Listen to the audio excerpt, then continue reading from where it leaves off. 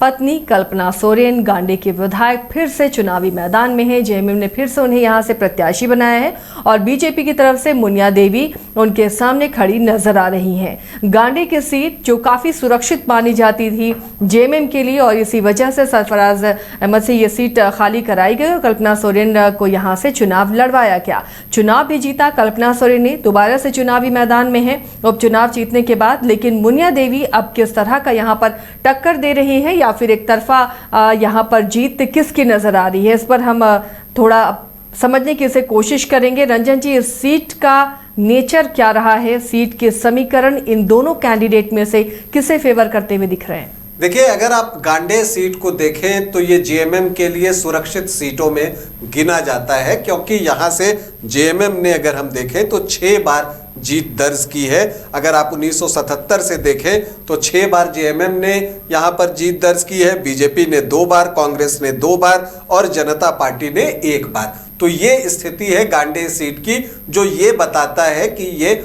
JMM का strong hold है और इसे स्ट्रांग होल्ड बनाने में महत्वपूर्ण भूमिका निभाई थी सालखन सोरेन ने।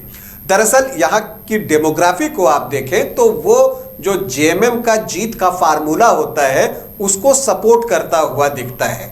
जेएमएम की जीत का फार्मूला होता क्या है? आम, आदिवासी और मुस्लिम। तो ये जो कॉम्बिनेशन है वो आपको गांडे में दिखता है। यहां पर मुस्लिम वोटर्स कितने हैं? 26.8% और जो शेड्यूल ट्राइब के वोटर्स हैं वो हैं 20.23%। तो अगर आप देखें तो ये ऑलमोस्ट आपको 47% के आसपास का आंकड़ा आ जाता है। तो यहां जो जीत हार का फर्क है वो कौन डालेगा? तो देखिए, मुस्लिम वोटर्स तो ऑलमोस्ट इंटैक्ट रहेंगे। अगर यहां पर मुनिया देवी को कमाल करना है तो उनको आदिवासी वोटों में सेंध लगाना पड़ेगा और वो भी अच्छे से लगाना पड़ेगा, तब जाकर जो है उनकी बात बन सकती है। अन्यथा आप देखें तो कल्पना सोरेन आपको यहां पर भारी दिखेंगी। देखिए, मुनिया देवी और कल्पना सोरेन में आप एक चीज ये देखते हैं कि दोनों पहले गृहिणी थी और बाद में राजनीति में आई हैं। मुनिया देवी यहां पर जो मुद्दे उठाने की कोशिश करेंगी वो ये करेंगी कि वो गांडे की बेटी हैं, तो वो उनका कहना है कि मैं स्थानीय हूं, ये कहकर जो है वो वोट मांगना चाहती हैं। लेकिन इस सीट पर दोनों की नजर है और कल्पना सोरेन ने जिस तरह से अपने आप को बाई इलेक्शन में साबित किया है, और न सिर्फ साबित किया है, आज अगर आप देखिए तो इंडिया गठबंधन की स्टार प्रचारक हैं कल्पना सोरेन। तो उनकी एक अपनी पैठ है, लेकिन बावजूद इसके उनकी कोशिश होती है कि जब वक्त मिले तो वो अपने क्षेत्र का भी दौरा कर लें। और देखिए, इस बार जहां छठ में हेमंत सोरेन और कल्पना सोरेन साथ में अर्घ्य देने पहुंचते थे घाट पर, हटनिया घाट पर, लेकिन दोनों अलग अलग रहे। घाट पर सिर्फ हेमंत सोरेन रहे और कल्पना सोरेन ने गांडे में वहां पर अर्घ्य दिया छठ व्रतियों के साथ, यानी अपने क्षेत्र को वो पकड़ कर रख रही हैं। जी हाँ, चूंकि उन्हें भी पता है। देखिए, होता क्या है कि सेफ सीट तो है, लेकिन आप अगर किसी को स्पेस देते हैं तो वो अपने लिए जगह बनाने लगता है। और मुनिया देवी इस तरह की प्रत्याशी हैं, चूंकि वो भी महिला हैं, इसके अलावा वो जिप अध्यक्ष भी हैं, तो उनकी एक स्वीकार्यता कह लीजिए, उनका एक समर्थक वर्ग कह लीजिए, वो सभी कुछ यहां पर दिखता है। तो इसका वो लाभ उठाना चाहेंगी। प्लस वो बार बार इस चीज का मुद्दा उठा रही हैं कि वो लोकल हैं, यहाँ की बेटी हैं, गांडे की बेटी हैं। तो ये इस मुकाबले को दिलचस्प बना रहा है। अगर आप देखिए तो यहाँ महतो वोटर्स जो हैं 9.3% हैं, वर्मा 2.6, मतलब कुल मिलाकर अगर आप देखें तो मुझे लगता है कि कुर्मी वोटर्स की अगर हम बात करें तो वो 13-14% के आसपास जो है वो पहुंच जाता है।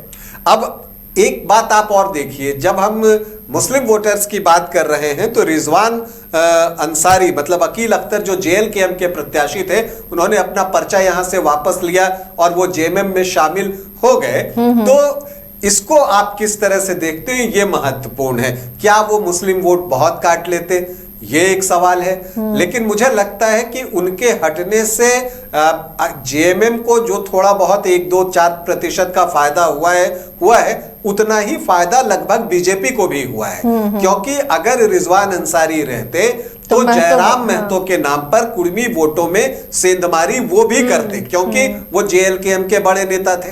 तो ऑलमोस्ट स्थिति वहीं की वहीं रह गई कि जो मुस्लिम वोटर्स थे वो वापस जेएमएम की तरफ गए, तो जो कुर्मी वोटर्स उधर जा सकते थे वो वापस बीजेपी की तरफ लौट कर आएंगे, और इसलिए ये मुकाबला जो है आगे दिलचस्प हो जाएगा। इसके अलावा इस सीट पर अगर आप बात करें तो 4 मुस्लिम प्रत्याशी अभी भी हैं। अगर आप देखें तो मोहम्मद कौशर आजाद हैं यहां से बीएसपी के टिकट पर, मोहम्मद अरिफुद्दीन है आपकी विकास पार्टी के नाम पर, मोहम्मद कुदूस अंसारी है राष्ट्रीय समानता दल। तो यहां पर आप अभी भी देखते हैं कि 4 प्रत्याशी जो है यहां पर समीम अख्तर भी हैं, तो 4 प्रत्याशी यहां पर आपको मुस्लिम अभी भी देखते हैं, लेकिन वो कितना नुकसान पहुंचा सकते हैं ये महत्वपूर्ण है।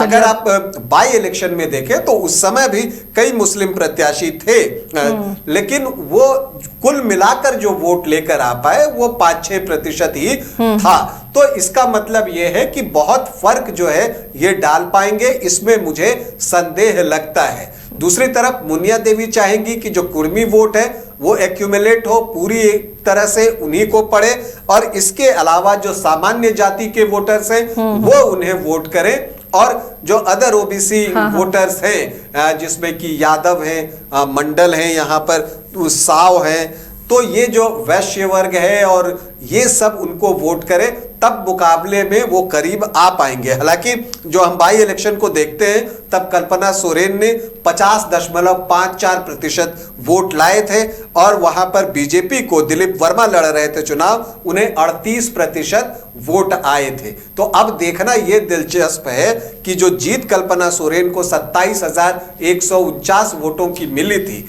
क्या ये उतनी ही रहती है या वो बढ़ती है, या मुनिया देवी जिस तरह से मेहनत कर रही हैं वो लीड को घटा देती हैं, ये देखना यहां पर एक दिलचस्प बात है। लेकिन कल्पना सोरेन इस सीट को आसानी से नहीं ले रही, पूरी तरह से मेहनत करते हुए दिख रही हैं, और उसकी वजह यह है कि लोकसभा के चुनाव में यहां से बीजेपी ने लीड किया था 24,451 वोटों से, जबकि उसी समय जो बाई इलेक्शन हुआ था उसमें कल्पना सोरेन 27,000 वोटों से जीती थी। तो ये मतदाताओं की समझदारी भी बताती है कि वो किस तरह से वोट करते हैं, उनकी पसंद अलग अलग रहती है लोकसभा और विधानसभा में। तो ये एक डर तो दिमाग में रहता है कि इसका मतलब वहां उतने लोग हैं जो फ्लोट कर सकते हैं, और इसीलिए मुझे लगता है कि कल्पना सोरेन भी जबरदस्त मेहनत कर रही है।